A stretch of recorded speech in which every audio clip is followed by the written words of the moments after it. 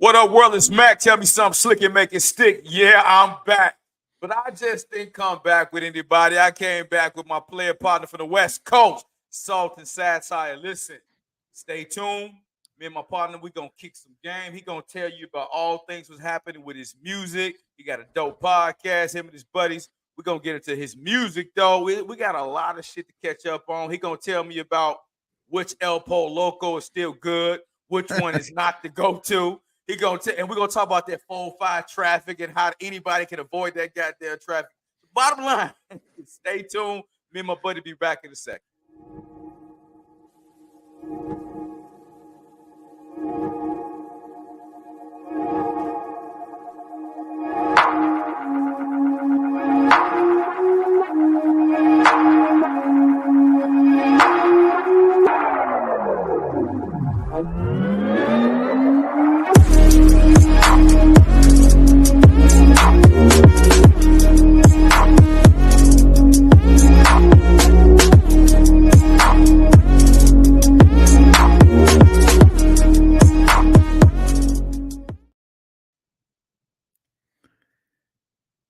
What's up, bro? How you feeling? That intro was sick, dude. The 4K footage of the cigars, that had me lit, dude. I wish I was sparking a fatty right now. Hey, man. Hey, well, you know, being in LA, we might have to put something else in this motherfucker besides some goddamn tobacco. Honestly, I smoke too much weed. I gotta slow down, bro. It's weird that it's just available on the corner, that you could just, be driving down the street and there's a sign and it's like, oh, $10 eighth, and then you just all of a sudden make an impulse decision, and the next 8 hours of your day are just, red eyes and red fingers off the hot Cheetos. Hey, you remember, man, it's crazy because I couldn't imagine that when I used to live out in California. I had to hit up Inglewood, my partner in Inglewood, to get the goddamn fire. Yep. Now you can get the goddamn good anywhere.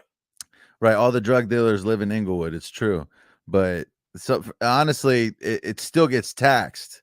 So if you get it legally, it's taxed. So you're still better off going to Inglewood and hitting the homie up. So it's funny. I live in Inglewood because it's the most affordable area. So that's where I'm at. But it is what it is. They still got legal weed in Inglewood too. Man, hey man, when I come out, I still got my goddamn contacts out there in Inglewood, man. So listen, man, tell the people a little bit about you, bro. So Satire, man, you're a Renaissance man. So you gotta, and I want you to tell me about your music, you tell me about your podcast, because I got a lot of questions to ask you, man. Go ahead. Yeah, for sure. Just quick background. I'm not originally, I grew up overseas. I grew up in Spain. My parents are Middle Eastern people. They're Palestinian specifically, so it's might play in my favor right now to be Palestinian. But I grew up in Spain, and then I moved back to the States when I was 18 to go to college. And I was always, my dad's a sound engineer, so I always was kind of in the studio, and he let me use software to make music when I was young. And then I was always kind of had a tendency towards comedy or just being funny and shit. So I was always, class clown and stuff like that. So then when I went to college, I majored in business, and I got a minor in media. So video and audio. And I met my homie from the podcast, shout out Alex at Bubba Y on Instagram. And me and him just started making music, and he's a film major. So he was icy with the camera. And so we started a rap group, but at the same time, we're very passionate about comedy, passionate about freestyling. And so back in 2020, we started the world's greatest freestyle rap and comedy podcast, Dome with Banfomania. Banfomania is the name of the group. Yeah, I see so, that. Yeah. So every we'll be talking, shooting the shit like we are right now, and then a beat will start playing, and then we'll randomly just start freestyling about whatever subject we're talking about. And a lot of times it's weird, but the whole point is you're kind of just shooting the shit and having a good time. And sometimes the freestyles are hard. So there's this balance of funny and fun, and it's a good time. And then, with the music, I'm just, me and him, primarily our thing was making music originally. So we put out a couple projects, and then focused in on the podcast, and now I put out music on my own, and still we put out music as a group, as Banfomania is what it's called. And I do everything, man. I produce. Like right here where we're sitting is where I recorded the last 7 songs, and sometimes I buy beats, sometimes I make my own beats. I mix and master everything. I do the cover art.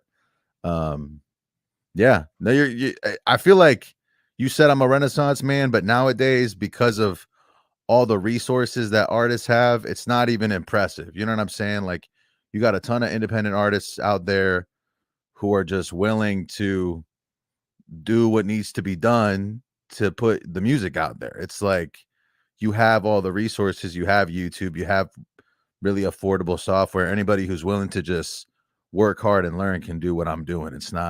I'm not, I have some artistic inclination, but at the end of the day, I'm just trying. I'm putting in effort. Well, you know what though, bro? Let me respectfully kind of challenge that. I'm gonna give you more credit than you're giving yourself, because regardless of what's available, people aren't doing it. And for you to be able to do it and consistently try it and stick with it, I'm gonna commend that. You know what I mean? Because a lot of people, because we have to, because yeah, granted, you might say, well, yeah, man, this guy can do it, it's available. Well, shit, it's a lot of things that are available and people ain't taking advantage of them. So the fact Right. that you are, man, kudos and big respect to you, homie. Yeah, appreciate it, man. I mean, same thing with this show, like it's just as easy to not have a show, to not come up with a brand. And I feel like nowadays you have to have, even if I just work at AT&T or some shit, I might as well have a personal brand That's right. on the internet to like help me maintain a customer base, increase my sales. Maybe someday I start my own phone store selling service or whatever. But like, there's no reason with social media and like technology that you shouldn't be able to independently build a brand and then just sell something to people. At the end of the day, people are just, I straight up give money to people online that I like, that they sell me shit that I don't even necessarily, I'm not that amped on the product, but I'm amped on the person.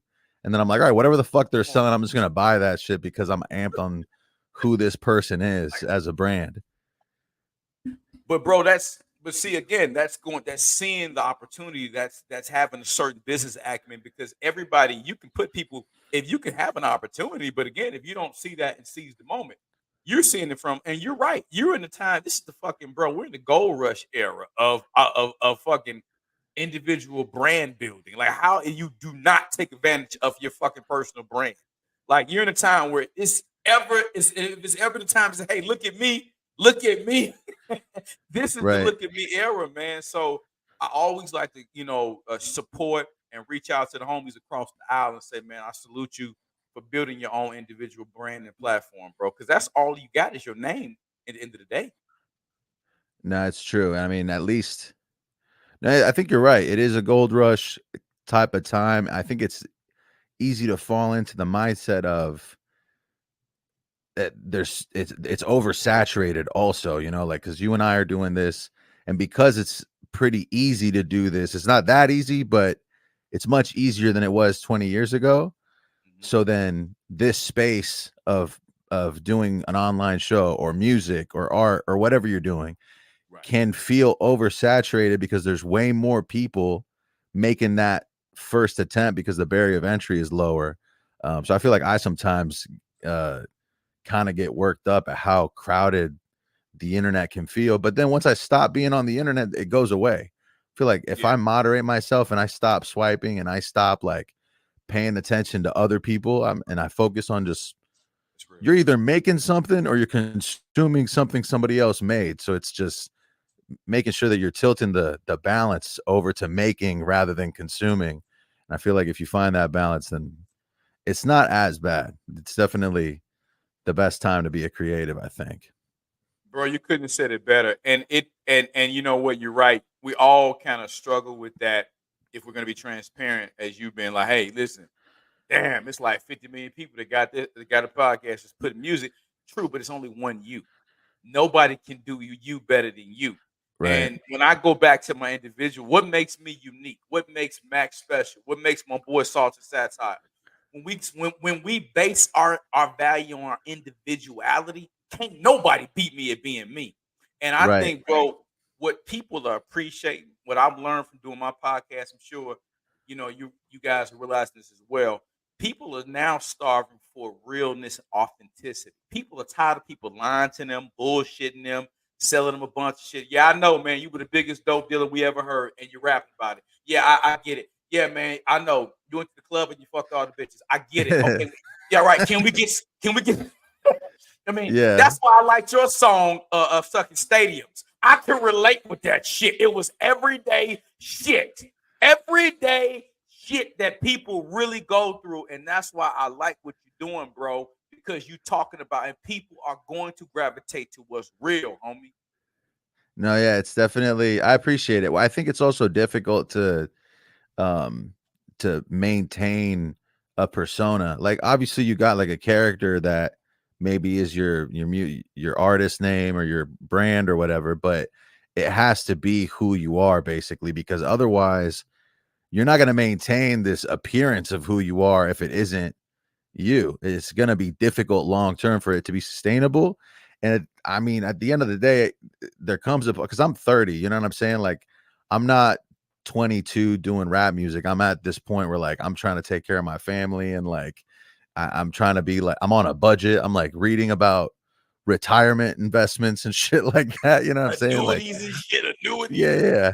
I'm like trying to figure out like the longevity and everything that I do. So at the end of the day, I'm like, how do I do this for 10 years and get better and retain a fan base that says, "Oh, here's a new shirt, I'm going to spend money on it. Oh, here's an event that's happening near me, I'm going to go." So instead of like trying to hit that sort of, I don't know, like I think that what you're talking about when people start talking about selling drugs or like being a player, if that's your reality, then for sure that's cool, because you got somebody like Nipsey who was like involved in gang violence and shit like that, and he's rapping about it, and that's real as fuck, and it actually people fucked with it hard, but because it was real. But if your reality is like, like you're referencing the song Stadiums, like I was talking about like writing raps at the laundromat and like not being able to like, there's a bar in the song that's like, my girl ain't rocking Louis bags, she's rocking JanSport. And it's like, uh it's just, I wouldn't be able to deal with myself if I was like rapping about some shit that's fake, and you'd be able to tell. You'd be like, "Oh, this dude's just saying whatever he needs to say to like maybe be viral at one point." But at the end of the day, I'm just like doing music for me and then trying to package it and market it as like a product and a business. So like finding that balance of being yourself, but then also like making it appealing to other people. Like people have to like the shit. If it sucks, if you do it just for you and they don't like it, then you failed also. So you have to make it for you and for the customer. I don't know. That's where I'm at mentally right now. What you're doing a good job of it, man, just from what I've observed. Because here's my thing on it, bro. Authenticity is the new currency. That's what people are looking for, because anybody can put out low quality copycat bullshit. It don't take much creativity to go what he said. He sold 4 keys of dope. Well, fuck it. Let me go say I sold 5. You a goddamn lie, man. But to sit up here and be honest and say, hey, my girl don't rock designer and I just moved behind the stadium. I mean, I'm writing raps in a laundromat. How more realer can you get? And that was refreshing to hear somebody that didn't make me feel bad for not having a fucking a gold of Rolls Royce fucking coloring or some shit like that. You know what I mean? So, Yeah. bro, kudos to you for being real. And that's what Cigar Chat, Mac. When I tapped into the authenticity, and people's like, bro, I love that you just a real person, everyday genuine, and you having real conversations. It ain't no, so tell me about the time when you were 8 years old. What the fuck, man? Just talk to people, man. So, Yeah. bro, kudos to you, homie. Well, yeah, and I appreciate what you're doing too, man. It's like it's definitely the world that we live in when it comes to like podcasts and online shows. People actually, it's the same mindset. People end up listening to stuff not necessarily because of just the information in it, but it's, you feel like that's your homie. You feel like those dudes are hanging out, and now I'm hanging out with them too. And then if I show up every week and it's the same dude, I sort of build a relationship with him. So it's kind of like, uh, I think that podcasting has something special like that. And this is basically the same thing. You know, it's like that sort of, there's a system, there's a packaged, like Mhm. bookended, like show where people sort of, they watch the same intro every week and Yeah. they're like, oh yeah, here's that part of the Yeah. intro that I like. I Yeah. love it when it hits right here. And then, you know, and the here's Mac doing his thing again. You know what I'm saying? Like Yeah. I feel like and I feel like there's never enough music or comedy or shows. Like Never, the bro. moment I listen to a song, yeah, like music maybe has more replay value. Like you can listen to the same song 7,000 times because you love it so much. Right. Maybe you're not going to watch a show multiple times, but for that reason, like once I watch a show, I need more shows. So there's like this endless thing that can, there's endless potential. Like if somebody's out there and they're like, oh, I want to start a show, but there's so many shows and I don't feel like I can bring nothing to the table. It's what you were saying earlier. Like if your personal brand is there, you already have something unique, and then just finding something different that you could have the show be about. But don't be freestyling every 5 minutes. That's my thing. So don't, I got to copyright that. Yeah, please copyright that, bro. Nobody steal that shit. You know what? There's another show that is kind of freestyle heavy, like real freestyle heavy, not this like sway in the morning freestyle. Like I forget what it's called. It's called like Bars on Wheels. I think that's what it's called, Bars on Wheels. And it's just Okay. these two dudes and some rapper in the car, and they're just driving around and he's freestyling. That's the only other show I've seen that's like centered on freestyling, but it's an open market right now. So let me ask you this, bro. Let me transition. So when did you, man, your love for hip hop, like what rapper made you fall in love? Like, I'm gonna be honest with you, bro. In my somewhere in another life, I was a platinum selling rapper. And I really believe I was. It just ain't never quite connected with me yet. But it's I hear somewhere in you. my mind, bro. But it was Scarface, man, and Tupac, the Ultra, and Biggie. Those three guys really made me want to rap, man. Who for you was like, oh yeah, shit. Who was it for you, Yeah, no, I definitely had like different inspirations. I mean, when I was a kid, there was this like my dad made us go to church, and there was this goofy rap group at the church that probably sucked, bro. They probably were really bad. bro? I But would my say that. like, I'm gonna say I ain't heard too many hitting rap groups in church, bro. bro, but it was like this duo, and I just thought it was cool that they were rapping. I was like, "Oh, that's cool." And then my dad bought me like their CD.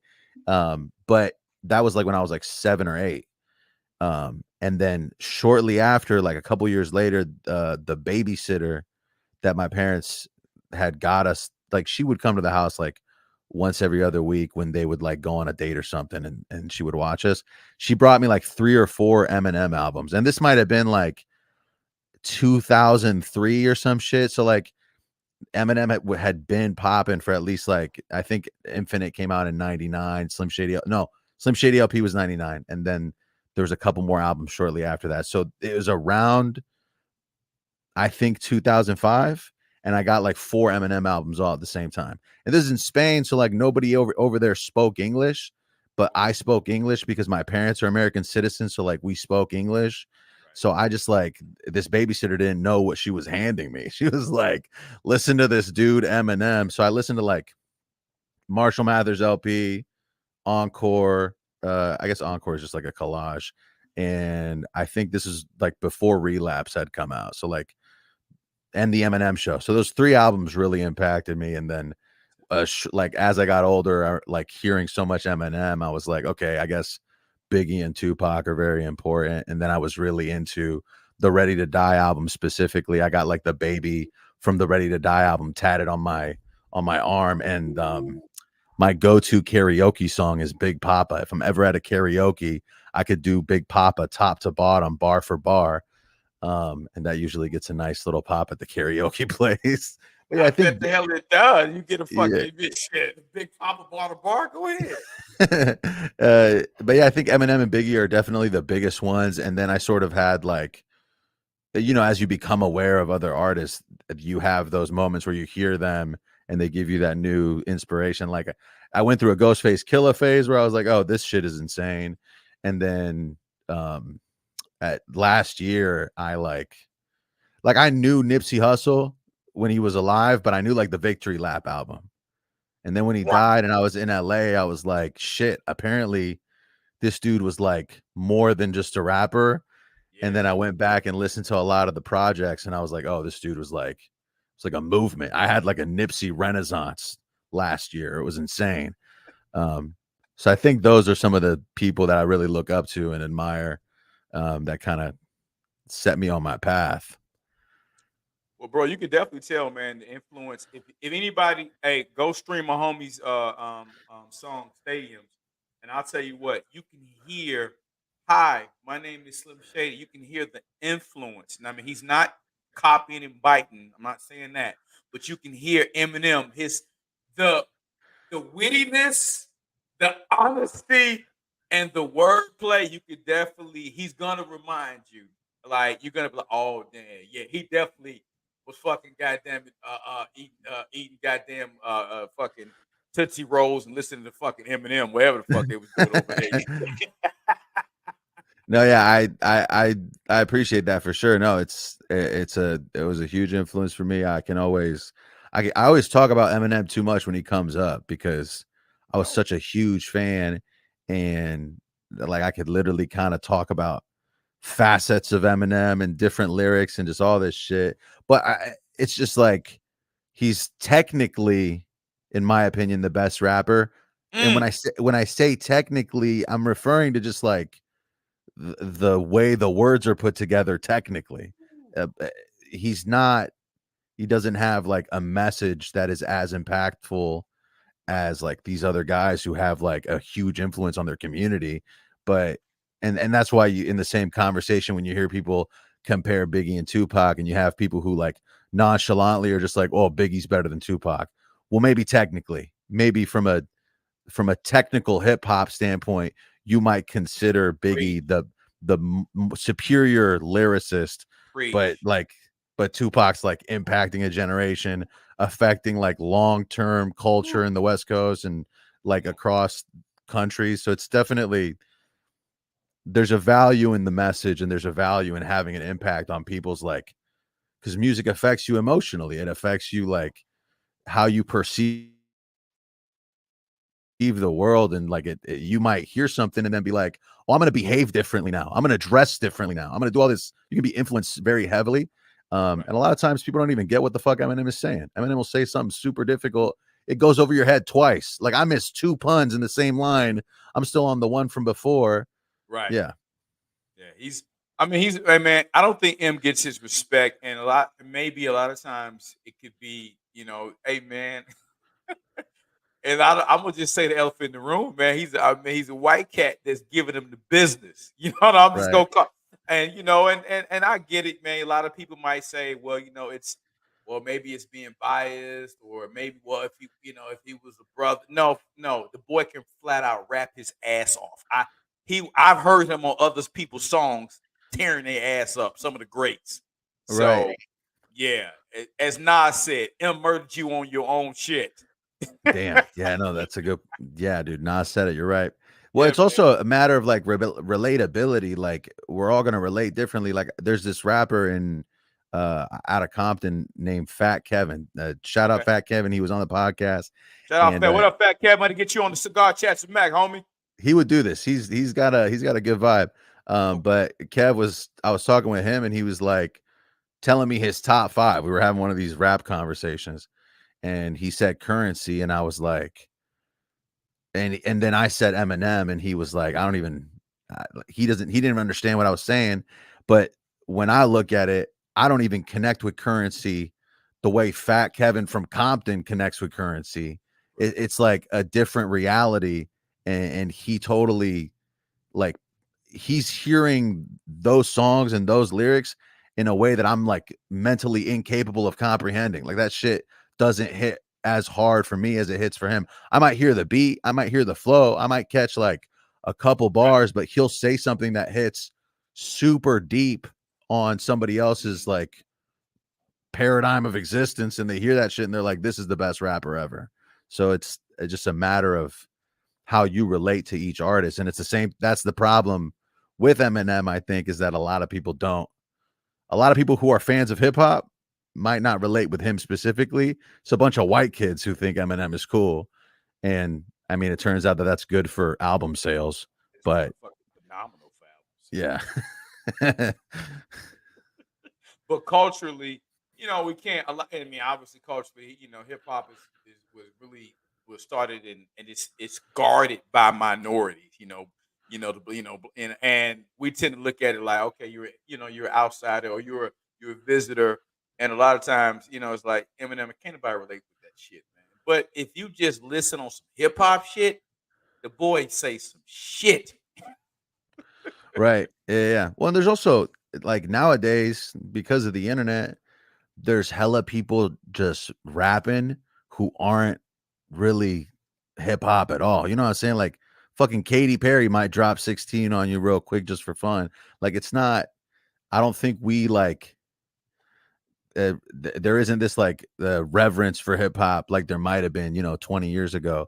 I think it's a lot more open and loose, and then like with the internet people might just hop on TikTok, do a challenge and drop some bars over somebody else's shit. It's just like way less guarded than it might have been before. It's not there's still people doing it like with a lot of like artistic integrity and being all like serious and shit, but then there's a lot of goofy shit and there's a lot of funny shit. And it's funny that like funny rap exists now.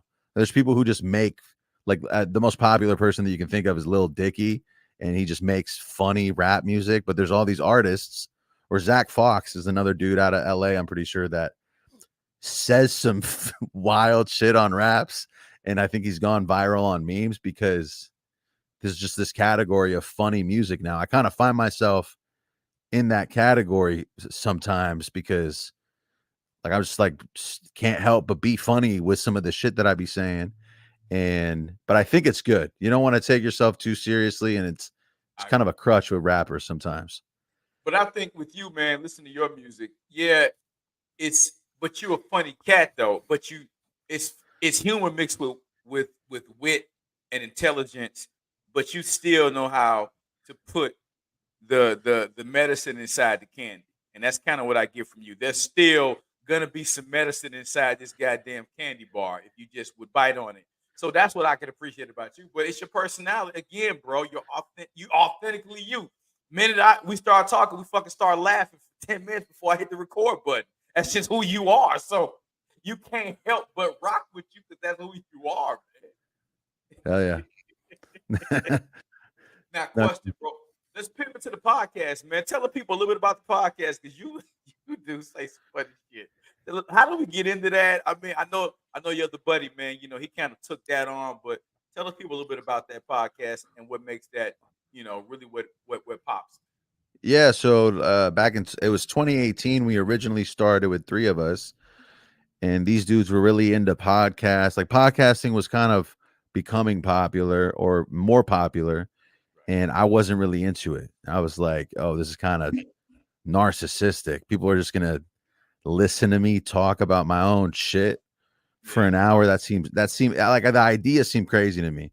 But then we were like, well, what if we just rap every 5 minutes? Like, what if we're hanging out, just talking about whatever, and then every 5 minutes or so, a beat drops, and then you have to rap about whatever you're talking about.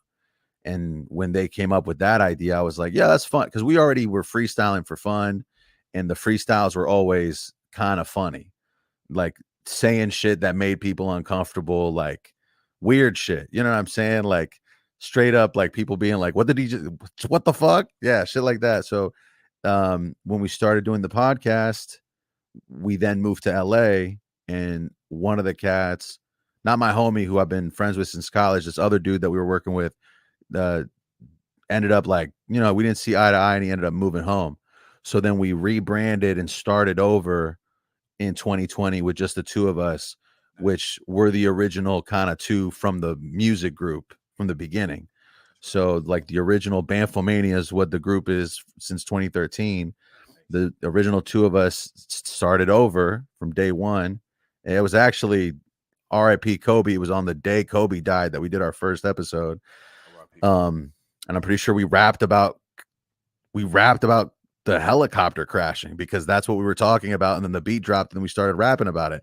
So it's kind of shit like that kind of happens. And it's just, that's the format of the show. And there's been many other just weird episodes where like we'll be talking about somebody's grandma's Parkinson's and then just the beat drops and then that's what you're rapping about. So it's definitely, it can get crazy sometimes, but we're always having fun with it.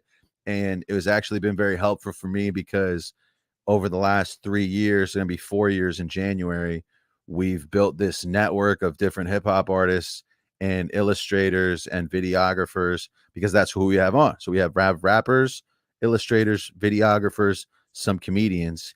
And if you don't go to school, if you don't go to church and you're not from a place, the best way to meet people is to start a podcast and then just start DMing people to come to the house. And that's kind of what happened. So the last 3 years I've just been meeting people, and that's kind of helped me now that I'm shifting back into like focusing on music more. I got people who I'm making beats with, people who I'm collaborating with on songs, people who I'm doing all this stuff with. So I think it's kind of, I have this pretty good balance right now where I'm at. But yeah, Dome with Banfomania, the world's greatest freestyle rap and comedy podcast. There's nothing else like it. It's nothing else like them guys are hilarious. Have y'all rapped about P. Diddy's ass yet? Oh, dude, if you go back 2 weeks and you listen, there's an episode with an artist named ATM XO. We touch on Sean Combs a few times. He fucked up, man. He's done. Hey, brother, put a fork in his ass. Hey, so put a fork in him. His ass is over with, dog. Bro, I said this a couple times already, but I knew Diddy was off when I seen him dancing. Bro, that shit had me dying. Yo, dog, go check out. I saw that clip. He was like, I knew Diddy was off when I seen him dancing. Yo, shit no fun. I was like, bro, I said the same thing. I said, you know what, he right? That motherfucker, something ain't right. It's a creepy dance. Yeah, it's all kind of spooky dancing. Yeah. It's the lurk. He's lurking. He can't. It's kind of the sideways. Like, what the fuck is wrong with you? Straight your fucking neck up, man. Yeah, bro. No, it's all good, bro. We got 50 Cent to protect us all from Diddy right now. You seen him trolling Diddy on the internet? Dude, I'm like, dude, he fucking with him every day, offering to buy a Revolt. I'm like, shit, man. Did Diddy do? What did he do to that dude? Because I ain't never heard Diddy say nothing about 50 Cent, but 50 Cent want to get his ass bad. Bro, 50 Cent is so confident too. It's like I'll see him posting and I'll be like, yo, chill out, Curtis. This is crazy, bro. He's calling him out daily. Like every other day, he's calling him out. It just seems insane. Yeah, man. Curtis is fucking with him heavy, bro. So I don't know, man. Hey, Curtis is a troll anyway. He's good for TV. Yeah, he's good for entertainment. Yeah, he is, bro. He really is. Well, man, we're coming up on our time, bro. I appreciate you, man, for stopping through the Cigar Chats, Mac. Man, you got to come back again, homie. I would love to. Yeah, no, I appreciate you having me on. Fucking